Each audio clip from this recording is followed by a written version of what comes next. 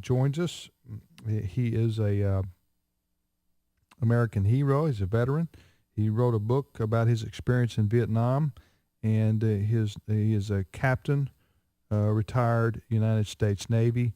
Eugene Red McDaniel is his name, and he's our guest for the next 39 minutes or so. Captain McDaniel, welcome to our program. Jim, nice to be with you. Thank you for joining us, and Ray's here with me too. Captain McDaniel, glad to have you with us today. Great. Thanks for having me, Tim and Ray. Where's home for you, Captain McDaniel? Alexandria, Virginia, in the nation's capital. Did you work for the Defense Department or something? Or? I was a naval aviator for 27 years, and my last tour was on Capitol Hill as Navy and Marine Corps liaison to Congress, and I retired out of that job and just never left because we have family in the area. Gotcha. Well, now your book has been re-released.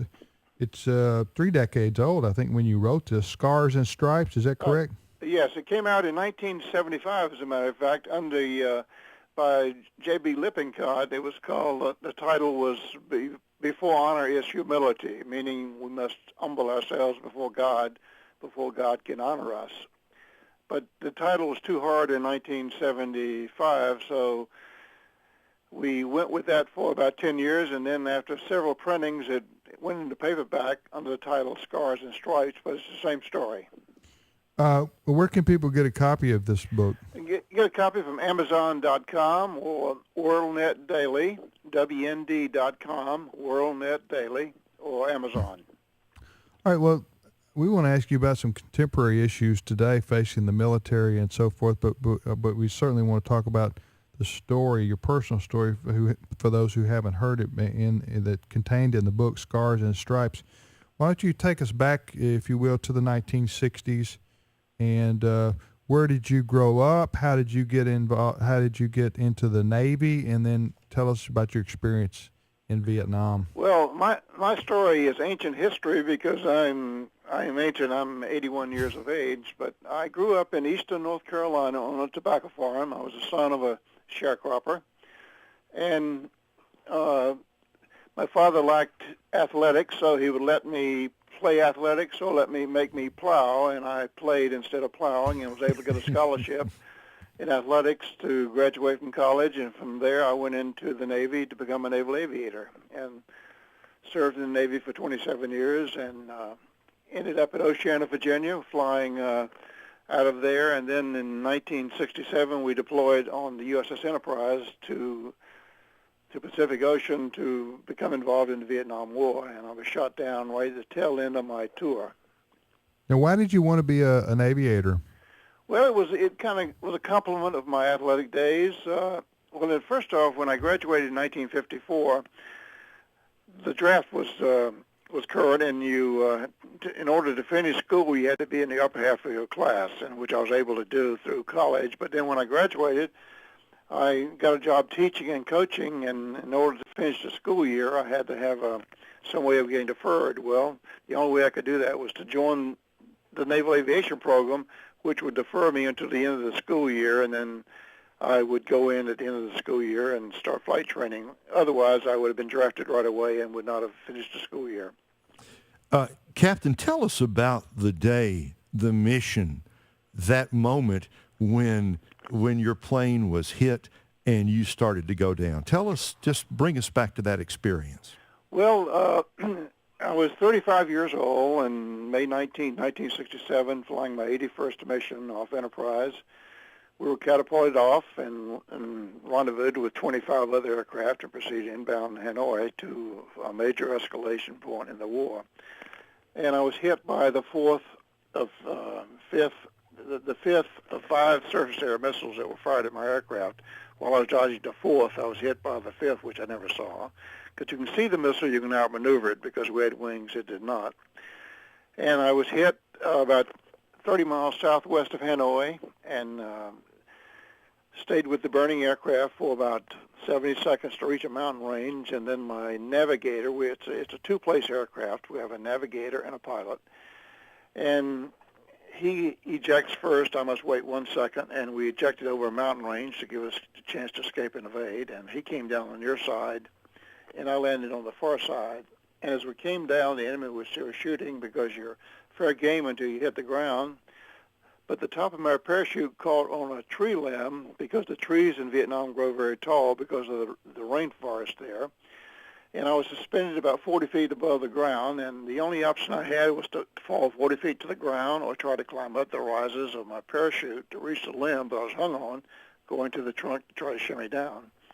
And I climbed up and reached the limb. It peeled away from the tree, and when I did, I fell 50 feet to the ground. And doing that, I crushed 2 vertebrae in my back and was partially paralyzed in the jungles of North Vietnam. And that was my introduction to the communist system. Well, you should have been dead. Should have been, but God was great. God delivered me from that, restored my health, stayed with me for 6 years, enabled me to get through some brutal torture in 1969 after an escape attempt by fellow prisoners, and came home March 4th, 1973 in excellent health, testifying to God's great healing power. Amen. I'm just curious, though, you're laying there on the ground. Obviously, you've broken your back. And what happened? I mean, well, the VC, I was on the ground right. For 26 hours before I was really rescued and captured because I could not walk. But the enemy looked for us throughout the night, and my navigator, Lieutenant James Patterson, who landed on the near side of the mountain, he was on the ground alive for 4 days and disappeared. And, of course, I was captured the second day and taken to Hanoi, where I began 6 years of captivity. But not to belabor the point, but I just got to ask you, I mean, you're in this, you're paralyzed. Yes. But and you're in an enemy camp, I mean. Well, I could move. I was partially paralyzed. I had some movement. I didn't know the severity of the fractures until I came out in 1973. But, yes, I was partially paralyzed and regained the ability to walk after about 5 months in captivity. But I was captured, taken 2 days away to Hanoi, and began my 6 years there. And initially was tortured very brutally for military information. Did you know? Survived that. Survived torture again in 1969, again testifying to God's great healing power. Were you kept in isolated, or were you kept with other POWs? The first 3 years was isolation, either 1 or 2 men per cell. But then late in the war, they had so many prisoners they couldn't keep us isolated, so they moved us into large cell blocks. In 1970, after 3 years of isolation, I moved in with a cell with 47 other people. It was a very small cell, and we divided up 47 ways, and we had about 22 inches by 6 feet per man for the next 3 years. But we gained strength moving together like that. When you were isolated, how did you keep from going crazy? Well, we communicated with each other, and that was my downfall. We communicated daily on the walls because whenever we could see or hear, we could talk. And we would communicate 6 or 7 hours per day, and that was our lifeline, communications, because the enemy wanted to keep us isolated. But we were very sophisticated in our communications, and we were able to beat that system by communicating daily through the walls. Talking to Captain Eugene McDaniel about his book, Scars and Stripes. And he was a naval aviator shot down over Vietnam, held as a POW. For 6 years in the Hanoi Hilton, an amazing story, dramatic. Stay tuned, folks. We're going to continue our conversation right after this break.